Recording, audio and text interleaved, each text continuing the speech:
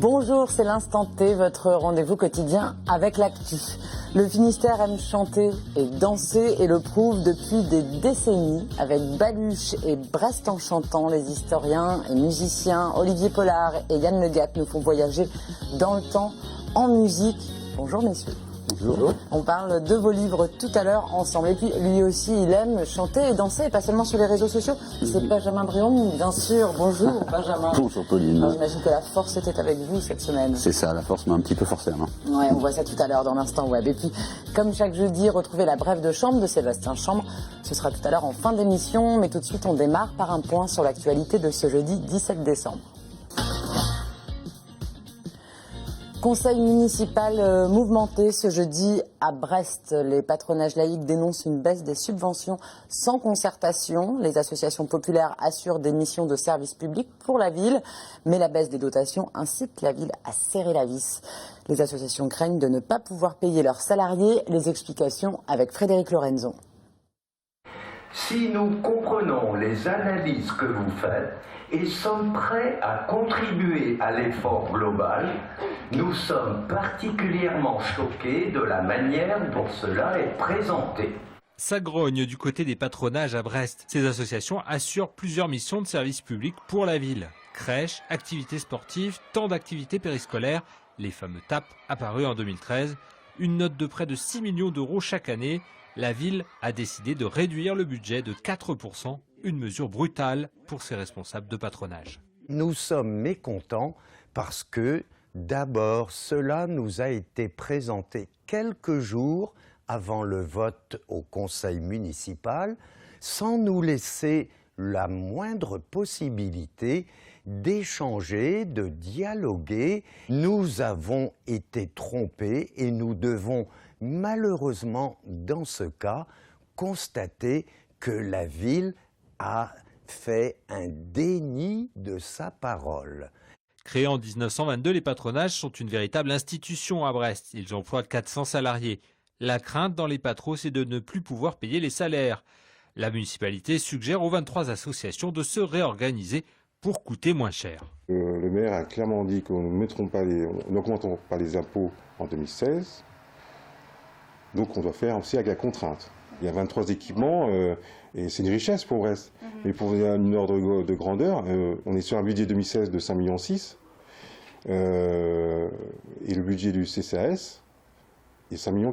Du côté des patronages, on est conscient des économies à réaliser, mais ces bénévoles mettent aussi en avant l'augmentation des coûts imposés par les lois sociales. Ils estiment aussi que Brest est bien moins généreuse que d'autres villes, notamment pour le financement des temps d'activité périscolaires. Si la Bretagne est bien lotie en matière d'énergie renouvelable et notamment dans le domaine de l'éolien, aucune formation n'existait autour de cette énergie verte chez nous. En septembre dernier, les choses ont évolué. Un BTS maintenance des systèmes éoliens vient de voir le jour au lycée public de Loudéac dans les Côtes-d'Armor. Présentation avec Anne Burlot. Ils sont 12, ils ont entre 18 et 21 ans. Et à l'avenir, ce sont eux qui assureront l'entretien de nos éoliennes terrestres et offshore. Donc ce sont des personnes qui travailleront par binôme, qui se déplaceront de site d'éoliennes en site d'éoliennes et qui feront soit de la maintenance préventive le plus souvent, donc pour assurer le bon fonctionnement des installations, soit de la maintenance corrective lorsqu'il y a des pannes. Aujourd'hui, les étudiants sont en plein travaux pratiques, au cœur de la nacelle. Des exercices qui permettent de se confronter à la réalité du métier. Au début, avant de venir dans ce lycée, je voyais pas du tout ça comme ça. Quand on est à l'intérieur d'une éolienne, on est plié en 4, on a le baudrier, le casque, on est très confiné. Il faut avoir une bonne condition physique. Le BTS Maintenance des systèmes éoliens vient d'ouvrir en septembre dernier à Loudéac. C'est la seule formation de ce type en Bretagne. Donc le lycée Fulgence-Bienvenue s'est lancé dans cette aventure-là, d'abord par souci de son propre développement, ensuite par souci d'ancrage sur la réalité économique du centre-Bretagne. La Bretagne est la troisième région française en parc éolien, mais c'est la région de Loudéac qui en rassemble le plus. Donc le centre-Bretagne a un très gros potentiel d'éoliennes terrestres. Comme ses camarades de classe, Aurélien a été séduit par les perspectives d'embauche. L'énergie renouvelable, c'est en plein développement par chez nous, même partout dans le monde. Et c'est l'un des métiers où je pense qu'on aura le plus de travail dans les années à venir. Je pense que ce sera un endroit où on manquera pas de boulot. L'éolien est un secteur qui recrute, particulièrement en Bretagne. Aujourd'hui, nous n'avons que de l'éolienne terrestre, mais avec 600 MW en Bretagne, on a besoin à peu près de 80 techniciens de maintenance. Sur ces 80 techniciens de maintenance, il y a ce qu'on appelle un turnover, qui est de l'ordre de 3 à 5 ans. Ce qui donne à peu près un besoin d'une dizaine à une quinzaine de techniciens chaque année. Dans 5 ans, un grand parc éolien offshore sera mis en service dans la baie de Saint-Brieuc. Une soixantaine de techniciens devraient être recrutés, rien que pour l'entretien. Noël rime souvent avec chocolat et les supermarchés l'ont bien compris. Et pourtant, ça n'empêche pas les chocolateries de fonctionner à plein régime en ce moment. Elvire Simon est allée chercher à Brest la recette de ce succès. Il peut être doux, sucré ou amer et fort en bouche. Le chocolat est un incontournable de Noël. Dans les chocolateries, il est vendu avec cérémonie comme une pierre précieuse. L'accent est mis sur une qualité irréprochable et ça plaît aux clients. Les avantages, c'est qu'on est sûr que ce soit très bon. Donc, il vaut mieux en acheter moins et puis en acheter dans une chocolaterie. Le chocolat se trouve aujourd'hui partout à prix bas, enfin surtout dans les supermarchés. Dans les boutiques spécialisées, l'achat d'une boîte peut constituer à elle seule un budget assez important et pourtant les clients continuent de pousser leurs portes. Pour ce chocolatier, le prix est synonyme d'un savoir-faire traditionnel et social. On est vraiment des artisans, on a un produit qui bien entendu est plus cher que le produit de grande surface. Maintenant, nous on garantit aujourd'hui que ce ne sont pas des enfants qui vont cueillir les fèves de cacao pour les produits que nous on vend. Puis nous on a un produit uniquement avec du beurre de cacao et pas avec des matières grasses végétales. Donc ce qui fait qu'on a une longueur en bouche, on a quelque chose qui reste, on a quelque chose qui est persistant. C'est-à-dire si vous mangez un chocolat de chez nous, une demi-heure après, vous avez toujours le goût dans la bouche, quoi. L'importance du goût. Dans cette autre chocolaterie, le cacao est vu comme un véritable art culinaire à la française. Le chocolat, c'est de la gastronomie et les gens font la différence. Donc l'importance du produit à la base, d'apporter des nouveautés, des créations originales, surtout en matière de goût.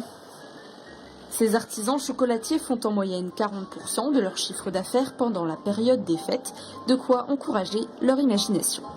Voilà, et pour plonger dans l'atmosphère féerique de Noël, rien de tel qu'un petit tour à Locronan, l'un des plus beaux villages de France, séparé de ses plus beaux atours à l'occasion des fêtes de fin d'année. Et Camille Pochet s'est mêlée à la foule. Alors la cannelle de clou de girofle, gingembre et bien sûr un petit peu de vin.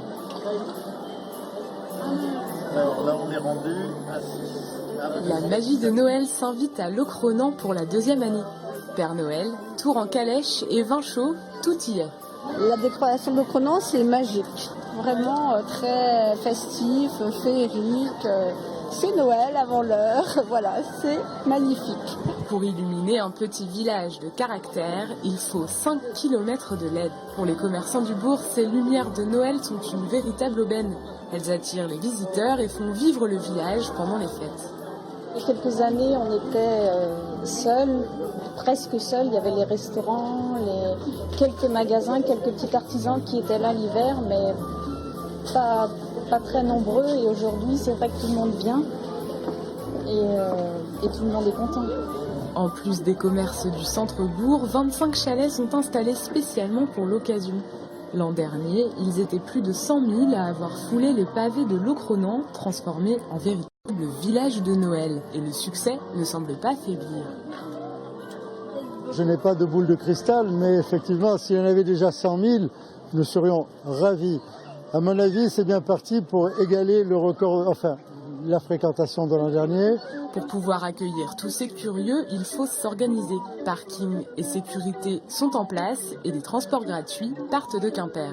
Ça permet d'une part de dégager les routes, parce que ça représente beaucoup de monde, et c'est 3, 4, 5 000 personnes transportées grâce à la cube tous les samedis jusqu'à celui de Noël. Entre sapins, musique et illumination, l'esprit de Noël habite les rues de Locronan jusqu'au 3 janvier. Voilà, et tout de suite, on remonte le temps avec nos invités. Attention, vous allez chanter et danser. Olivier Pollard, Yann Le Gatt, vous êtes tous les deux historiens et musiciens brestois. Nous avons appris avec émotion le décès de ce mercredi soir de Jean-Lucien Alarcon alias Lucky, figure emblématique des soirées rock brestoises. Il était le patron du Mélodie, là c'est la boîte de nuit du Pays de Brest dans les années 80-90. Olivier et Yann, est-ce que vous l'avez bien connu ? On a bien connu le Mélo, sans aucun doute. Je pense qu'on n'est pas les seuls. Pour ma part, j'étais serveur à l'Amphibar, donc qui était un bar assez rock pour l'époque. Et du coup, j'avais quelques entrées aux Mélodies. Et c'est vrai que c'était un endroit très très singulier parce que c'était à la fois une boîte brestoise à Guy Pava. Et puis c'était surtout une boîte orientée rock, c'est vrai, et surtout des nouveautés. Je me rappelle une fois, au début des années 90, avoir séjourné à Glasgow, avoir écouté Rage Against the Machine à la radio, en me disant c'est très bien, c'est vraiment intéressant comme son. Arrivé en Bretagne. Voilà. Et aux Mélodies, le week-end d'après, de mon retour, j'avais pu l'entendre, quoi. Donc on peut dire qu'à sa manière, Lucky a participé à la culture rock de la jeunesse brestoise. Ben oui, tous les rockers allaient là-bas. C'était vraiment la boîte rock par excellence. Et on allait au Mélo, on connaissait forcément du monde, quoi. Puis il y avait la musique était très forte, c'était dur de discuter, mais c'était vraiment à fond. Et ouais, c'était super, quoi. Enfin, tout le monde a un souvenir ému du Mélo. Et de Lucky aussi. Bien sûr. Merci beaucoup à tous les deux pour ce petit mot sur Lucky. Brest en chantant, c'est une balade historique dans Brest à travers les chansons symboliques de l'identité brestoise. Olivier Pollard et Yann Le Gatt, c'est à vous que l'on doit ce bel ouvrage illustré d'archives vraiment étonnantes. Il y a vraiment des photos super. On y découvre la cité du Ponant au cours du siècle. On referme le livre avec des chansons plein la tête. Alors le premier élément, messieurs, qui caractérise les chansons brestoises, c'est la thématique maritime, comme en témoigne Fanny Laninon d'ailleurs, qu'on va écouter pendant qu'on en parle. Parlez-moi un peu de cette thématique maritime qui arrive dans les premières chansons qu'on retrouve autour de Brest. Yann Le Gatt. Alors, l'empreinte marine, elle est essentielle pour comprendre l'identité, l'histoire brestoise. Mais c'est très intéressant parce qu'il y a un peu de distance. C'est-à-dire que on est, oui, dans un port, donc avec tout ce que ça figure comme brassage, comme champ de marin, mais on est dans un port qui a d'une certaine manière une singularité par un horizon un peu contrarié. C'est-à-dire que c'est un bout de terre et puis bon, on va pas forcément au-delà. Et du coup, les chansonniers brestois, les chanteurs brestois se sont un petit peu sont rentrés dans ce moule-là qui est fait d'empreintes marines, mais en même temps d'horizons contrariés. Et ça donne une singularité parce qu'on n'est pas dans le champ de marin assumé, de France. Pas vraiment, non. Un lieu qui revient, c'est le quartier de Recouvrance, souvent dans les chansons. Pourquoi, Olivier Pollard, le quartier de Recouvrance? Qu'est-ce qu'il représente? C'était là qu'on finissait les nuits. Voilà, si on n'allait pas au Mélo, du coup on allait voilà. Donc ça fait longtemps que Recouvrance, de toute façon, il y avait cette ambivalence entre Brest et Recouvrance. Pour les Brestois, Recouvrance c'était différent, c'était une autre ville. Enfin, les deux villes se faisaient face. Plus populaire que la Brest. Donc ça incarnait un esprit ouvrier mélangé à des matelots, mais pas du tout le côté bourgeois de Brest. Donc ça inspirait, je pense, pas mal de chansonniers, même si la nuit se passait quand même surtout plutôt bas de Siam, et puis dans le quartier Siam, et puis après à Saint-Martin. C'était pas Recouvrance avant-guerre, c'était pas un lieu où les gens allaient faire la fête. C'était plutôt rive droite. En parlant de fête, justement, l'alcool est très présent dans les chansons brestoises, Yann Le Gatt. Oui. C'est bizarre. C'est étrange. Alors, bon, c'est à la fois une réalité, en tout cas, au 19e siècle, début 20e siècle, mais c'est aussi, ça devient progressivement un cliché qui est recyclé progressivement. Mais alors, on a fait un lien, justement, le sous-titre parle d'Henri Ansquer et Christophe Liasek. Et c'est vrai qu'il y a une chanson qu'on a dénichée ensemble d'Henri Ansquer qui porte comme titre « Je suis brestois » et qui ne fait que parler de poivreaux, de gens sous, d'alcool. Bon, mais avec aussi un peu de distance. Après, il y a la réalité de l'alcoolisme au début du siècle, qui est une réalité, bien évidemment, socialement insupportable. Mais bon, encore une fois, il y a ce regard distancié. On est dans une forme de réalité brute, ou en tout cas on relaie une réalité brute, pas si simple, mais on prend aussi un petit peu de distance. Alors, parmi les figures marquantes de la chanson brestoise, il y a Georges Habert. Un mot sur lui, Olivier Pollard, il a été le parolier de Johnny Hallyday. Oui, il a Brestois, né à Brest. Né à Brest, mort à Plougastel. Ouais. Et il a composé 150 morceaux. Enfin, il a transposé parce que c'était des reprises de morceaux anglais. Il faisait la version française comme Nord c'est Noir, Tout cassé. On l'entend d'ailleurs, Georges Habert. Il a fait 150 adaptations pour Johnny, plus 150 pour plein d'autres. Et c'était un des grands paroliers des années 60, en fait. Mais moi, avant de creuser, avant de découvrir le personnage, du tout, j'avais entendu parler. Je suis un fan de Johnny de base. Mais c'est ça qui est bien aussi dans ce livre, c'est justement qu'on redécouvre et qu'on apprend des choses sur des figures brestoises comme ça qu'on ne connaît pas forcément. Aujourd'hui, qui est emblématique de cette chanson brestoise? Il y a Christophe Miossec qui est cité forcément dans le sous-titre. Lui, il reprend tous ces thèmes symboliques de la chanson brestoise, l'alcool, la mer, recouvrance. On écoute d'ailleurs Miossec pendant qu'on en parle parce que c'est toujours bien agréable. Cette identité, finalement, elle est toujours encore là. Il y a des thèmes qui sont récurrents entre le début 19e et aujourd'hui. Enfin, Henri Ansquer, on en parle. L'alcool, Miossec, on en a parlé beaucoup aussi. Matmata, c'est tout son premier album, ça parle que de ça. Donc, il y a un côté assumé quand même de certains traits, dont celui-là, et qu'on a retrouvé un peu tout du long. Voilà, on parle d'empreinte marine, mais l'alcool, c'est pareil, les femmes brestoises, voilà, il y a des choses qu'on retrouve sur quasiment deux siècles, avec des approches différentes. Mais elles sont là, à chaque fois. Alors le reste du département n'est pas oublié. Olivier Pollard, vous avez également écrit ce livre Baluche, orchestre et dancing dans le Finistère. Olivier, tout commence quand même dans ce livre avec l'arrivée du jazz à Brest. Encore une fois, désolé, ça commence à Brest, même si vous parlez de tout le département dans ce livre. Parce que le reste du département reste assez traditionnel pendant que Brest accueille le jazz au début du siècle. Ouais, dans les années 30. Dans les années 30. La Bretagne est devenue française dans les années 30. Donc en 1925 à peu près, il y a quand même Brest qui est une ville française qui ingurgite un peu toutes les nouvelles musiques, et puis la campagne qui reste traditionnelle. Et ça va changer au cours des années 30, où il y a une vraie révolution des campagnes, que j'ai pu constater en travaillant le sujet là. C'est assez étonnant. Après-guerre, c'est là qu'arrive le bal musette réellement, dans les campagnes. Ouais. Et ça se caractérise par quoi, le bal musette? Ça se passe où? Ils appelaient les orchestres, ils disaient que c'était des orchestres de jazz, mais c'est parce qu'il y avait une batterie en fait, et le banjo, voilà, des instruments américains. C'est pas du jazz comme on l'entend aujourd'hui? Non, du tout, ils faisaient c'était du foxtrot, des Madison, du tango, voilà, des musiques américaines, mais c'était pas du jazz tel qu'on l'entend aujourd'hui.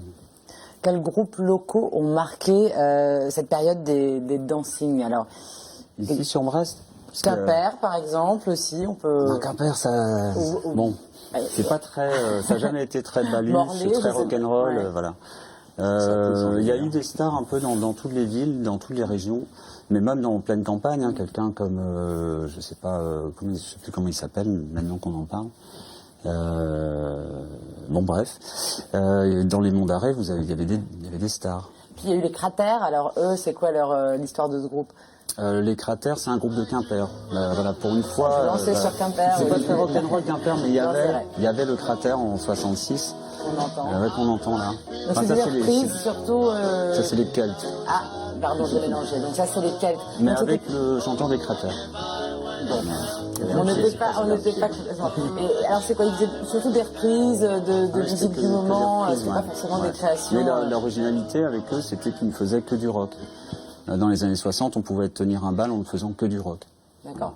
Ça a duré quelques années. Les Cratères ont commencé. C'était un des premiers groupes à faire ça.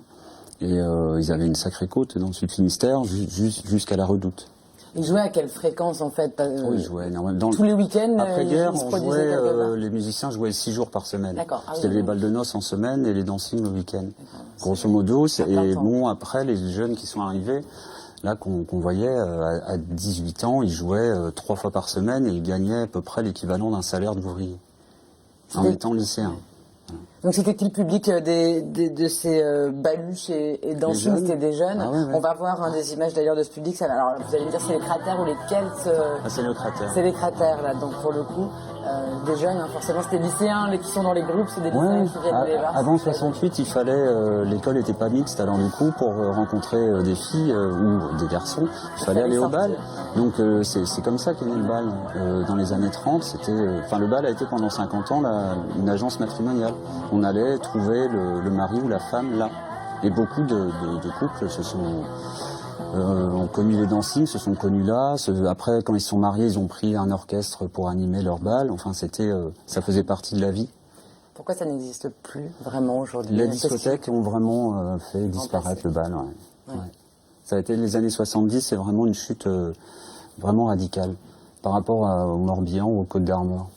Mais c'est assez donc après difficile les à années expliquer. 70, En 82, il n'y a plus un seul dancing en Finistère.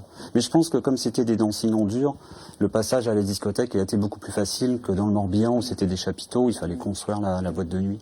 Et donc en 80, il y avait 180 discothèques dans le Finistère, c'était le 2e département après l'Île-de-France. Donc on est passé vraiment d'un truc à l'autre. Bon, tant pis. C'est pour garder du temps pour votre chronique, Benjamin, je dis ça, moi. Baluche, orchestre et dancing dans le Finistère et Brest en chantant, c'est vraiment 2 livres extra avec plein de choses passionnantes dedans à découvrir, une belle idée de cadeau de Noël. Tout de suite, on retrouve Sébastien Chambre, nostalgique de l'époque justement de Baluche et où personne n'avait de téléphone portable.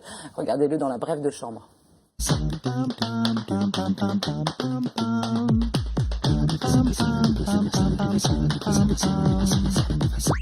Salut! Je sais pas si vous avez remarqué, mais partout où on va, les gens ne vivent plus la vie telle qu'elle est. Ils passent leur temps à la regarder à travers un écran. Que ce soit au cinéma, que ce soit dans la rue, ils voient passer un spectacle, ils le filment pour le montrer à on sait pas trop qui, mais eux ils en profitent plus, ce qui fait qu'ils finissent par profiter de la vie à travers un écran interposé. Est-ce qu'ils regardent leurs vidéos a posteriori? Je l'ignore. Mais toujours est-il que ça doit prendre beaucoup de place sur le disque dur et c'est probablement ce qui justifie le fait que les gens achètent de plus en plus de stockage sur Internet. Ce qui fait que les gens vivent plus vraiment leur vie. Moi j'ai déjà vu des gens, ils ont filmé une agression dans la rue au lieu d'aller les aider. J'ai déjà vu des gens, au lieu de regarder un beau feu d'artifice, ils prenaient des photos, puis comme le flash se déclenchait trop tard, ils avaient une espèce de photo pourrave toute noire avec des nuages, mais eux, ils ont même pas vu l'explosion. Alors, ce que je veux vous dire pour ces vacances de Noël, c'est essayer d'en profiter, regardez à droite à gauche, restez pas tout seul coincé, et le jour où vous verrez un con qui préfère se filmer alors qu'il est en plein spectacle, ce jour-là, n'oubliez pas d'être formidable.